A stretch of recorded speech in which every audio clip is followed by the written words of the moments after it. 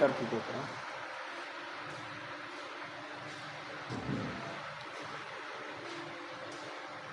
तो अगर वो लेके आया तो हमें गाड़ी ना पसंद आई फिर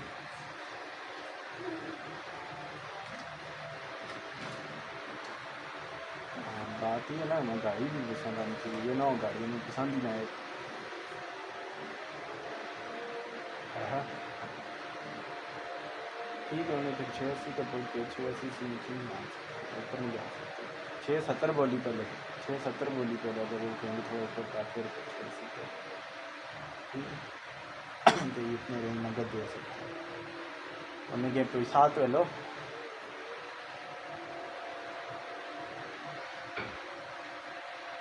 साथ में ये बात है कि गाड़ी की कंडीशन अच्छी होनी चाहिए, इंजन वाइज, इंटीरियर एक्सटीरियर, अंदर वाला इंटीरियर भी और एक्सटीरियर अच्छा होना चाहिए कंडीशन। टायर इंजन ये ना हो कि